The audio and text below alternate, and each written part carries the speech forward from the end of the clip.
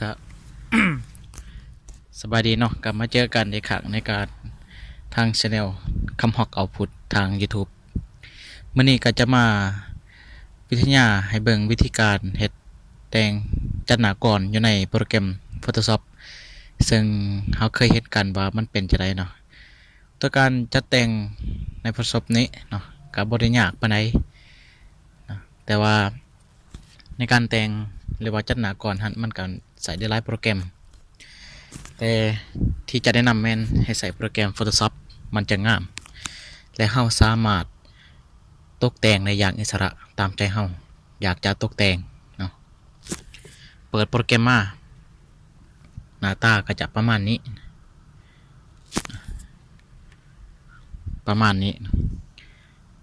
วันนี้จะให้เบิ่งเนาะว่ามันเป็นจังได๋เนาะบางคนอาจจะบ่เคยเห็นแต่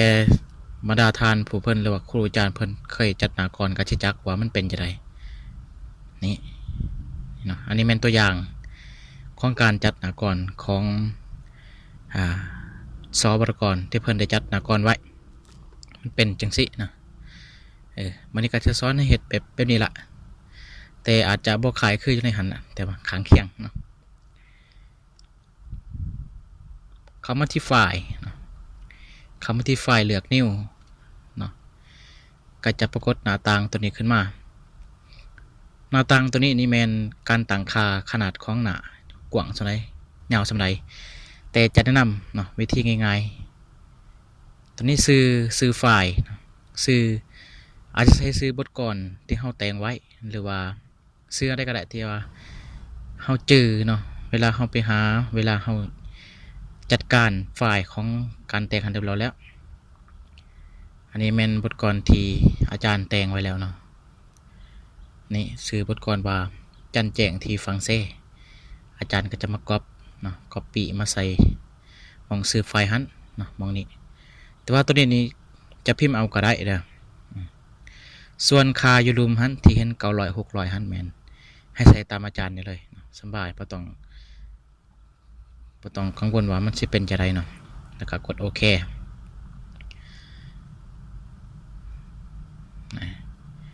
มาฮอดนี่แล้ว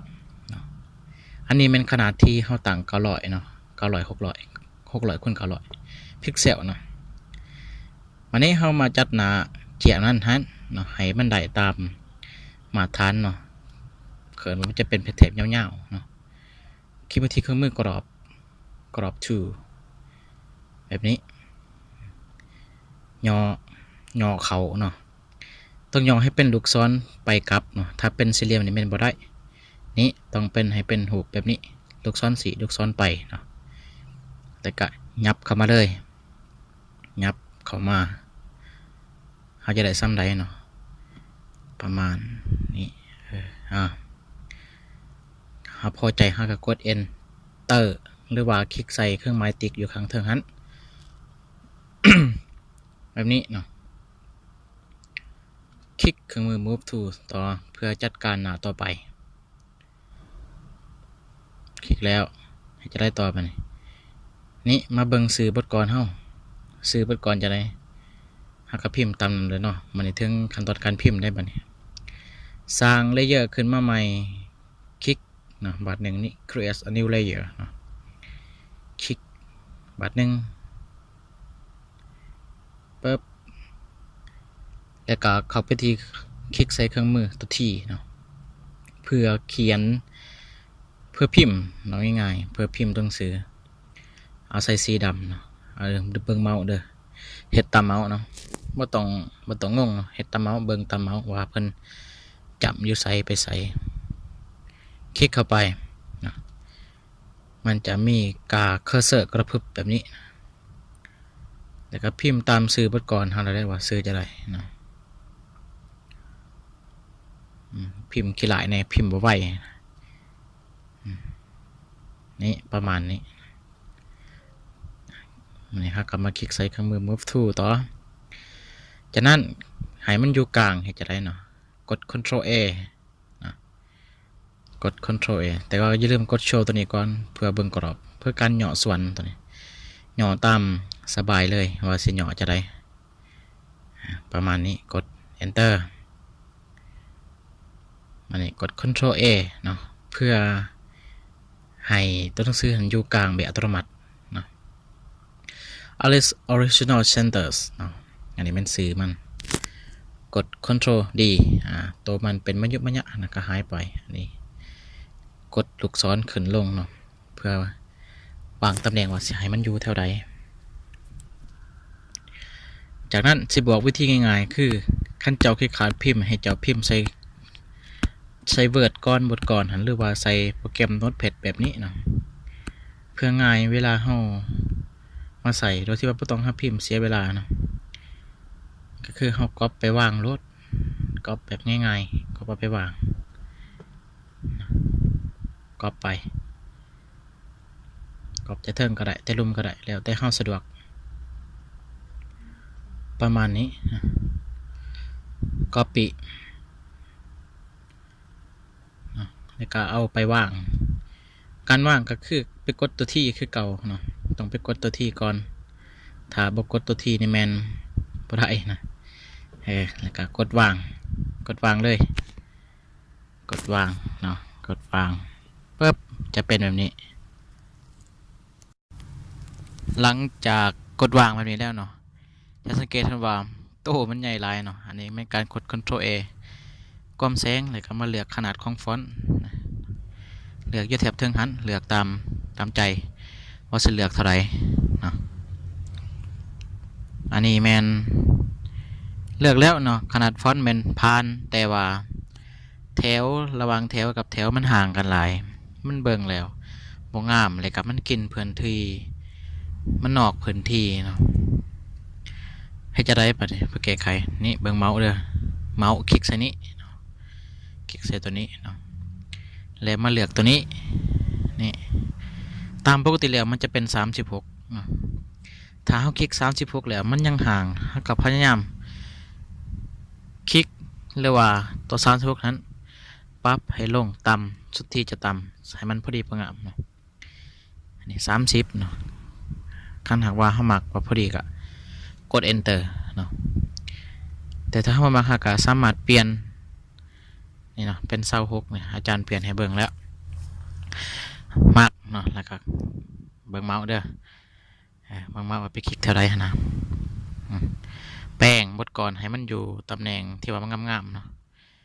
กดเนี่ยยับเข้ามาให้มันซื้อกันระหว่างตอนถ่ายและตอนหลังของบดก่อนมันจึงสิงามเนาะประมาณนี้เนาะกด Ctrl A แล้วไปเลือกคือเก่าตัวเก่าให้มันอยู่ระหว่างกลางแบบนี้เนาะย่อขึ้นมาเนาะคันมาเห็นว่ามันยังหน่อยเนาะย่อขยายให้มันใหญ่ซ้ำเจ้ามักเนาะอย่างไรมันหน่อยมันใหญ่ซ้ำใดเนาะก็มักคือเก่าเนาะแบบนี้หลังจากที่ว่าเฮาเฮ็ดจังซี่แล้วเนาะปักส่วนสำคัญของการเขียนบทกลอนก็คือหยังก็คือนำประกาศของผู้เขียนหรือว่าสื่อผู้แต่งบทกลอนนั้นแม่นบ่ขาดบ่ได้นะที่มันจะบอกว่าแม่นผู้ใดเนาะซื้อนำประกาศเฮาก็ copy มาคือเก่าเนาะคลิกขวาเลือก copy คือเก่าแล้วก็เข้าไปที่เครื่องมือตัวหยังฟังเฮ็ดไปแล้วบัดนี้เข้าไปที่เครื่องมือ สร้างเลเยอร์ขึ้นมาใหม่คือเก่าเนาะตัวนี้สร้างคลิกบาทนึงแล้วก็ไปเครื่องมือตัวที่นี่คลิกจับใส่ผืนวางหมอมลงวางนี่กด Ctrl V ก็สิออกมาแบบนี้ Ctrl A แล้วก็เบิ่งเมาส์ไปกดตัวกลางนี้เพื่อให้มันจัดเสมอกันแล้วก็เพิ่มฟอนต์เนาะเป็น24นี่ได้แล้วมาเนี่ยแต่ว่าถ้ามักว่าสำนีฮักกระแชปไปเนาะแต่ว่าอาจารย์จะสอนต่อเลยวิธีการเอารูปภาพมาใส่ให้มันงามถ้าใส่รูปภาพเขาต้องหย่อมันก่อนเพราะวันนี้มันกว้างพื้นที่หลายสิบ่เห็นรูปภาพคลิกใส่ตัวนี้เนาะเบิ่งเมาส์นะคลิกบัตรนึงกดเครื่องมือ Ctrl ต่อเนาะอันนี้เป็นเนื้อในของก่อนกดเครื่องมือ Ctrl และคลิกใส่นามปากกานี่เป็นซอฟต์ประกอบคลิกเพื่อกวมทั้ง2อันแล้วก็เข้ามาหย่อบัตรเดียวโดยที่จะเป็นต้องหย่อหลายเถื่อหย่อเท่าเดียวหย่อเข่าแบบนี้หย่ ย่อตามใจเฮาว่าสิเอาใหญ่ส่ำใดแต่เฮามักหลายมากส่ำนี้เนาะจัดให้อยู่ระหว่างกลางคลิกใส่เหนือในก่อนกด Ctrl A คือเก่าเนาะแล้วก็กดใส่ตัวนี้เครื่องมือตัวนี้ให้มันอยู่จัดระหว่างกลางให้อัตโนมัติตัวนี้เด้นี่ก็ยับลงมาแล้วมานี่เนาะมานี้จะบอกวิธีการเอารูปภาพมาใส่เอาจะไดรูปภาพนั้นสามารถเอามาจากคอมพิวเตอร์ที่ว่าเฮามีไว้แล้วก็ได้หรือว่าเอามาจากอินเทอร์เน็ตเนาะแต่ว่าอาจารย์จะนำคันมีในคอมพิวเตอร์ก็เอาในคอมพิวเตอร์ถ้าหากว่ามีในเน็ตก็เอาในเน็ตในเน็ตก็บ่ยากเนาะพิมพ์ชื่อแล้วแต่อย่างว่าจันแจ้งเนาะมันต้องเกี่ยวกับดวงจันทร์อันนี้อาจารย์สิพิมพ์ตัวอย่างให้เบิ่งนะคลิกใส่รูปภาพแบบนี้เนาะก็เลื่อนหารูปภาพมักรูปภาพตัวใดก็เอารูปภาพตัวนั้นที่ว่ารูปภาพนั้นเนาะต้องให้เกี่ยวเนื่องกับบทกลอนเฮาบ่แม่นว่าสิเอาไปทั่วทิพย์ทั่วแดนเนาะรูปภาพเกี่ยวกับเคลื่อนไหวหยังรูปภาพเกี่ยวกับดวงจันทร์หากเอาเกี่ยวกับดวงจันทร์เนาะรูปภาพเกี่ยวกับหยังหากเอาเกี่ยวกับรูปภาพตัวนั้นหลังจากนั้นมาเนาะเฮาก็เลือกรูปภาพนี่อาจารย์มักตัวนี้ตัวอย่างว่าคลิกขวาเนาะเบิ่งเนาะอันนี้วิธีการเอารูปภาพจากอินเทอร์เน็ตมาลงใส่บทกลอนเฮาให้คลิกขวาเนาะคลิกขวาเด้อคลิกขวาเลือก copy image เนาะ copy image นี่คลิกบัดนึงคลิกแล้วก็ไปหาบทกลอนเฮาแล้วก็กด Ctrl V ปึ๊บนี่มาแล้วจะเห็นว่ามันกว้างเนาะกด Ctrl แล้วก็ปุ่มลบในคีย์บอร์ดเพื่อย่อส่วนบทกลอนลงมาแล้วก็เพื่อเฮาย่อรูปภาพลงกด Ctrl บวกเนาะเพื่อขยายขึ้นแบบนี้แล้วก็จัดวางรูปภาพตามใจเนาะว่าสิวางจังไดให้มันงามจัดเนาะยับเข้ามาใส่เมาส์ยับก็ได้หรือว่าใส่ปุ่มลูกศรสายขวาขึ้นลงแบบนี้เบิ่งเมาส์เนาะคลิกใส่นะนี่ว่างมันไว้อยู่ลุมสุดเนาะแบบนี้จะได้ต่อไปนี่คลิกใส่อีกคลิกใส่รูปภาพนี่แหละขยายมาให้มันกว้างทั้ง3ด่าน4ด่านเนาะประมาณนี้ แล้วเนาะแล้วบ่ยังเนาะยังมาทันงามเอามาตกแต่งให้มันงามขึ้นกว่าเก่าบัดนี้นี่คลิกใส่เครื่องมือ eraser tool คือการลบรูปภาพลบห้อยต่อระหว่างให้มันตัดกันระหว่างสีผืนนะให้เบิ่งตาเมาส์เด้อว่าคลิกใส่นี้เนาะเลิบคอยเลิบเนาะเลิบไปประมาณนี้จากนั้นคลิกใส่ background เท่านี้คลิกบัดนึงแล้วก็เลือกสั่งเลเยอร์ขึ้นมาไหมให้จะได้เลเยอร์2นี่เนาะเบิ่งเมาส์เนาะคลิกไปที่กระทั่งสีแล้วก็เบิ่งเมาส์เด้อเบิ่งค่อยๆเบิ่งเนาะเมาส์คลิกใส่ตัวดำๆนี้เป็นสี่เหลี่ยมนี้คลิกขึ้นมาปึ๊บเอาเมาส์เนาะก็จะมีแถงสีขึ้นมาเนาะแผ่นสีนี่แล้วก็เบิ่งเมาส์เด้อนี่เนาะมันจะเป็นของดูดสีเฮาเห็นคือของดูดสีเอาเมาส์หันไปดูดสีระวังให้มันกลมกลืนกับรูปภาพนั้นระวังนี้คลิกแบบนึงแถวๆนี้แหละคลิกแถวนี้แล้วกดโอเคแล้วเห็นว่านี่ก็เอาคลิกแบบนึงนี่เนาะเฮาก็จะเห็นสีมันกลมกลืนกันแต่ว่ามาหอดนี้จะเบิ่งตัวหนังสือหันเนาะระวังแบ็กกราวด์มันหันมันบ่เสถียรกันมันเบิ่งเมาส์เด้อรูดเมาส์จังซี่มองนี่เนาะมอง opacity นี้ประมาณใส่53%ปกติจะเป็น100เนาะใส่38นี่ประมาณนี้31ก็ได้นี่ประมาณนี้ค่าตัวนี้แม่นเฮาสามารถกำหนดเองได้ คลิกเครื่องมือ Mob Tool เนาะอันนี้แต่ว่าหน้าปากกามันยังอ่านบ่ออกเนาะมันเป็นสีดำเราเปลี่ยนสีเนาะสีที่มันตัดกันระหว่างสีดำก็คือสีขาวเอาสีเปลี่ยนมันคลิกใส่เครื่องมือคลิกใส่ก่อนคลิกใส่ตัวหนังสือนำปากกาก่อนคลิกบาร์หนึ่งแล้วเข้าวิธีเครื่องมือตัวที่เนาะเบิ่งไหนคลิกบาร์หนึ่ง Ctrl A เนาะ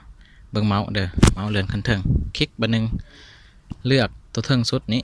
ให้เป็นสีขาวแล้วกด Enter หรือว่ากดโอเคก็ได้กดเครื่องมือ Move to ทุกเทื่อต้องกดเครื่องมือ Move to เนาะนี่การจัดหน้ากรของเราก็ถือว่าสำเร็จไปแล้วเนาะงามและมันนี่เนาะมันนี่ถึงการเชฟเนาะการเชฟกับบริยากปานใดอาจจะสอนในคลิปนี้เลยเนาะ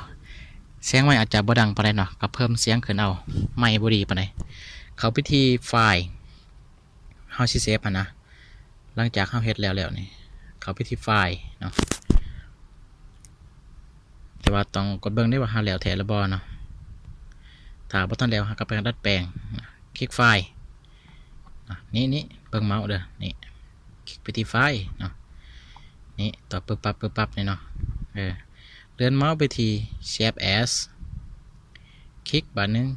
นี่เบิ่งเมาส์เด้อนี่เนาะเบิ่งเมาส์ว่ามันเป็นสีวิวใสนี่เนาะ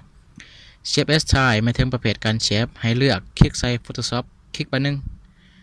จะโชว์ขึ้นมาแล้วเอาเลื่อนเมาส์ขึ้นทางเลือก PNG แบบนี้เลือกคลิกบาร์หนึ่งปึ๊บเนาะได้แล้วอันนี้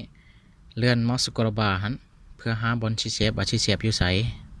อันนี้อาจารย์ชีเชฟให้เบิ่งเชฟอยู่ที่หน้าเดสก์ท็อปเพื่อง่ายในการหาและเพื่อง่ายเวลาไปโพสเนาะบ่ต้องไปสอบหาในคอมพิวเตอร์หลายหลวงเนาะจากนั้นเบิ่งเมาส์เนาะกดโอเคหรือว่ากดเชฟจะเด้งหน้าตานี้ขึ้นมาบ่ต้องสนใจเนาะหน้าตาตัวนี้กดโอเคไปเลยโลดเนาะมันบอกยังกับเรื่องของมันกดโอเคปั๊บเรียบร้อยการเฮ็ดวอร์ดก่อนก็เรียบร้อยนี่ไปเบิ่งเนาะไปเบิ่งนี่เห็นบ่รูปภาพเฮาอยู่ดุมนี้นี่เนาะก็ได้แล้วก็สามารถเอาไปโพสต์ใส่ก็ได้อาจจะเป็น Facebook อีหยังก็ตามแต่เนาะเว็บไซต์หรือว่าแล้วแต่เอาไว้อ่านก็ได้เนาะเป็นรูปภาพแล้วนี่เนาะสามารถเอาไปโพสได้มาฮอดนี่การสอนสาธิตหรือว่าวิทยากรวิธีการใส่ Photoshop ในการแต่งบทกลอนกับแมนสิหมดสำนี้เนาะอย่าลืมกดไลค์กด Subscribe กดแชร์ให้แน่เนาะเพื่อเป็นกำลังใจในการเฮ็ดต่อไปขอบใจ